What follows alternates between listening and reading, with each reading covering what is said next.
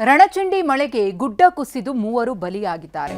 ತೀರ್ಥಹಳ್ಳಿಯ ಇಂದಿರಾನಗರದಲ್ಲಿ ಆಗಿರುವಂತಹ ದುರಂತ ಇದು. ಮಲ್ಲಿಕಾರ್ಜುನ ನಾಗವೇಣಿ 3 ವರ್ಷದ ಮಗು ಸಾವನ್ನಪ್ಪಿದ್ದಾರೆ. ಒಂದೇ ಕುಟುಂಬದ ಮೂವರ ದುರ್ಮರಣ. ಶಿವಮೊಗ್ಗ ಜಿಲ್ಲೆ ತೀರ್ಥಹಳ್ಳಿ ತಾಲೂಕಿನ ಇಂದಿರಾನಗರ ಮಧ್ಯರಾತ್ರಿ 2:30ರ ಸುಮಾರಿಗೆ ಆಗಿರುವಂತಹ ದುರಂತ. ಕೆಸರು ಮಿಶ್ರಿತ ಮಣ್ಣಿನ ಅಡಿ ಮೃತದೇಹಗಳು ಸಿಲುಕಿವೆ. ಮೃತದೇಹಗಳನ್ನು ಹೊರತೆಗೆಯಲು ಅಗ್ನಿಶಾಮಕ ದಳ, ಪೊಲೀಸ್ ಅಧಿಕಾರಿಗಳ ಕಾರ್ಯಾಚರಣೆ ಹಚ್ಚ ಹಸಿರಿನಿಂದ ಕೂಡಿತ್ತು.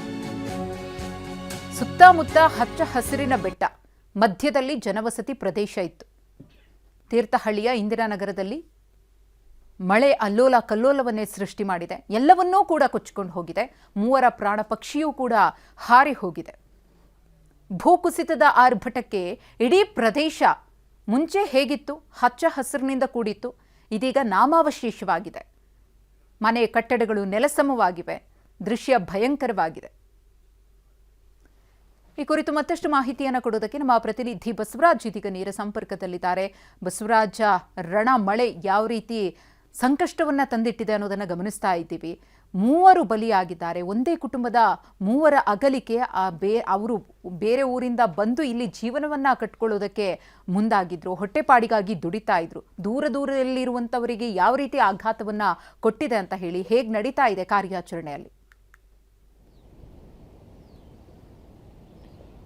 ಮಧುಶ್ರೀ, ಮೃತಪಟ್ಟಂಥ ಏನು ದಂಪತಿಗಳು ಅಂತ ಮಗು ಇದೆ. ಕೇವಲ 3 ದಿನಗಳ ಹಿಂದಷ್ಟೇ ತೀರ್ಥಹಳ್ಳಿಗೆ ಬಂದಿದ್ದರು. ಈ ತೀರ್ಥಹಳ್ಳಿ ಇಂದಿರಾನಗರ ಇದೆ, ಅಲ್ಲಿ ಗುಡ್ಡ ಇದೆ. ಗುಡ್ಡದ ಪಕ್ಕದಲ್ಲಿ ಶೆಡ್ ಮಾಡ್ಕೊಂಡಿದ್ರು. ಶೆಡ್ಡಲ್ಲಿ ವಾಸವಾಗಿದ್ದರು. ಇವತ್ತು ಬೆಳಗಿನ ಜಾವ ಸುಮಾರು 2:30 ಸುಮಾರಿಗೆ ಗುಡ್ಡ ಕುಸಿತ ಆಗಿದೆ. ಗುಡ್ಡ ಕುಸಿತ ಏನು ಶಬ್ದ ಕೇಳಿದೆ. ಶಬ್ದ ಕೇಳಿದ ಅಕ್ಕಪಕ್ಕದವರೆಲ್ಲ ಓಡಿ ಬಂದಿದ್ದಾರೆ. ಈ ಕುಟುಂಬವನ್ನು ಕೂಡ ಎಚ್ಚರಿಸಲಿಕ್ಕೆ ಹೋಗಿದ್ದಾರೆ, ಆದರೆ ಸಾಧ್ಯ ಆಗಿಲ್ಲ. ಹನುಮಂತಪ್ಪ ಏನಿದ್ದಾನೆ, ಈ ಕುಟುಂಬವನ್ನು ಕೂಡ ಎಚ್ಚರಿಸಲಿಕ್ಕೆ ಹೋಗಿ ಶೆಡ್ವರೆಗೆ ಹೋಗಿ ವಾಪಸ್ ಬಂದಿದ್ದಾನೆ. ಆತನಿಗೆ, ಹನುಮಂತಪ್ಪನಿಗೆ ಗಂಭೀರವಾಗಿ ಆಗಿದೆ.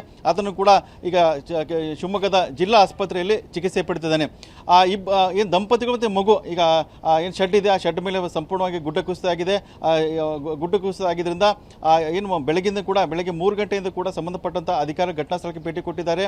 ಏನು ತೆರವು ಕಾರ್ಯಾಚರಣೆ ಕೂಡ ಆರಂಭಿಸಿದ್ದಾರೆ. ಇಲ್ಲಿವರೆಗೂ ಕೂಡ ಕಾರ್ಯಾಚರಣೆ ನಡೀತಾ ಇದೆ. ಆದರೆ ಇನ್ನೂವರೆಗೂ ಕೂಡ ಏನು ಮಣ್ಣಿನಲ್ಲಿ ಹೂತಕ್ಕಂಥ ಏನು 3 ಜನರ ಶವ ಇದೆ, ಇನ್ನೂ ಕೂಡ ಪತ್ತೆಯಾಗಿಲ್ಲ. ಸಹಜವಾಗಿ ತುಂಬ ಬೇಸರ ಅಂದರೆ ಕಳೆದ 2-3 ದಿನಗಳಿಂದ ಧಾರಾಕಾರವಾಗಿ ಮಳೆ ಸುರಿತಾ ಇದೆ. ಆ ಗುಡ್ಡದ ಪಕ್ಕದಲ್ಲಿ ತಾತ್ಕಾಲಿಕವಾಗಿ ಶೆಡ್ ಹಾಕೊಂಡಿದ್ದಾರೆ. ಬೇರೆ ಬೇರೆ ಜಿಲ್ಲೆಯಿಂದ ಕೂಲಿ ಕೆಲಸಕ್ಕೆ ಅಂತೇಳಿ ಈ ಮಲೆನಾಡು ಭಾಗದಲ್ಲಿ ಬರ್ತಾರೆ, ತೀರ್ಥಹಳ್ಳಿಗೆ ಬರ್ತಾರೆ. ಈ ಸಮಯದಲ್ಲಿ ಒಂದು ದುರ್ಘಟನೆ ಆಗಿದೆ. ನಿಜಕ್ಕೂ ಕೂಡ ತುಂಬ ಬೇಸರ ಅಂತ ಹೇಳ್ಬೋದು. ಘಟನಾ ಸ್ಥಳಕ್ಕೆ ಈಗಾಗಲೇ ಅಲ್ಲಿರುವಂಥ ತೀರ್ಥಹಳ್ಳಿಯ ಶಾಸಕ ಅರಗದಾನೇಂದ್ರ ಭೇಟಿ ಕೊಟ್ಟಿದ್ದಾರೆ. ಅಲ್ಲಿ ಸಂಬಂಧಪಟ್ಟಂಥ ಕಾರ್ಯಾಚರಣೆ ಅದರ ಬಗ್ಗೆ ಮಾಹಿತಿ ಪಡ್ಕೊಂಡಿದ್ದಾರೆ. ಅದರ ಜೊತೆಗೆ ಶಾಸಕರು ಏನು 3 ಜನ ಮೃತಪಟ್ಟಿದ್ದಾರೆ, ಒಂದೇ ಕುಟುಂಬದ 3 ಜನ ಮೃತಪಟ್ಟಿದ್ದಾರೆ. ಮುಖ್ಯಮಂತ್ರಿ ಡಿ ಕೆ ಶಿವಕುಮಾರ್ ಇದ್ದಾರೆ, ಅವರಿಗೆ ಒಂದು ಮಾಹಿತಿಯನ್ನು ಕೂಡ ಇದು ಸಂಬಂಧಪಟ್ಟಂತೆ ಅರಗದಾನೇಂದ್ರ ನೀಡಿದ್ದಾರೆ. ಇದರ ಜೊತೆಗೆ ಅಲ್ಲಿರುವಂತಹ ತೀರ್ಥಹಳ್ಳಿಯ ಮಾಜಿ ಸಚಿವರಾಗಿದ್ದಂಥ ಕಿಮ್ನೆನತ್ತಕರು ಕೂಡ ಅವರು ಕೂಡ ಭೇಟಿ ಕೊಟ್ಟಿದ್ದಾರೆ. ಕಾರ್ಯಾಚರಣೆ ನಡೀತಾ ಇದೆ, ಇನ್ನೂ ಕೂಡ ಪತ್ತೆಯಾಗಿಲ್ಲ. ಕಾರಣ ಇಷ್ಟೇ ಅಂತಂದರೆ ನಿರಂತರವಾಗಿ ಕಳೆದ 2 ದಿನಗಳಿಂದ ಧಾರಾಕಾರ ಮಳೆ ಸುರಿತಾ ಇದೆ. ಇವತ್ತು ಬೆಳಗಿನ ಜಾವ ಕೂಡ ಮಳೆ ಸುರಿತಾ ಇದೆ. ಹಾಗಾಗಿ ಕಾರ್ಯಾಚರಣೆಗೆ ಮಳೆ ಒಂದು ಕಡೆ ಅಡ್ಡಿ ಆಗ್ತಾ ಇದೆ. ಒಂದು ಮಧುಶ್ರೀ ಗಮನಿಸಬೇಕಂದ್ರೆ ಅಲ್ಲಿ 4-5 ಶೆಡ್ಗಳಿತ್ತು. 4-5 ಶೆಡ್ಗೆ ಸುಮಾರು ಒಂದು 20 ಜನರು ಅಲ್ಲಿ ಕಾರ್ಮಿಕರು, ಕೂಲಿ ಕಾರ್ಮಿಕರಿದ್ದರು.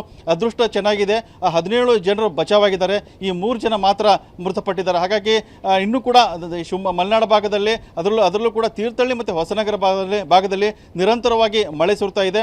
ಮತ್ತು ಅಲ್ಲಲ್ಲಿ ಕೂಡ ಸೇತುವೆ ಕೂಡ ಮುಳುಗಡೆ ಆಗ್ತಿದ್ದಾವೆ. ಈ ಧಾರಾಕಾರ ಮಳೆ ಹಿನ್ನೆಲೆಯಲ್ಲಿ ಕೂಡ ಈ ಗುಡ್ಡ ಕುಸಿತ ಆಗಿದೆ. ಹಾಗಾಗಿ ಸಂಬಂಧಪಟ್ಟಂಥ ಜಿಲ್ಲಾಡಳಿತ ಆಗಿರ್ಬೋದು, ತಾಲೂಕು ಅಧಿಕಾರಿಗಳಾಗಿರ್ಬೋದು ಮುನ್ನೆಚ್ಚರಿಕೆಯನ್ನು ಕೊಡಬೇಕಾಗಿತ್ತು. ಹಾಗಾಗಿ ಅಲ್ಲಿರುವಂಥ ತಾತ್ಕಾಲಿಕ ಶೆಡ್ಗಳನ್ನ ತೆರವು ಮಾಡಬೇಕಾಗಿತ್ತು. ಆ ಒಂದು ಕೆಲಸ ಆಗಿಲ್ಲ. ಹಾಗಾಗಿ ಯಾರೋ ಒಂದು ಮಾಡುವಂಥ ತಪ್ಪಿಗೆ ಈ ಬಡ ಕೂಲಿ ಕಾರ್ಮಿಕರು ಅಲ್ಲಿ ಬಲಿಯಾಗಿದ್ದಾರೆ ಅಂತ ಹೇಳ್ಬೋದು.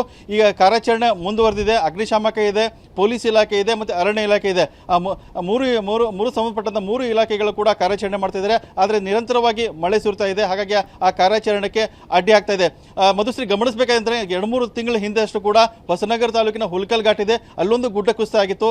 ಅಲ್ಲಿ 3 ಕಾರ್ಮಿಕರು ಮೃತಪಟ್ಟಿದ್ರು. ಆ 3 ಕಾರ್ಮಿಕರು ಮೃತಪಟ್ಟ ನಂತರ ಮತ್ತೊಂದು ಘಟನೆ ಆಗಿದೆ.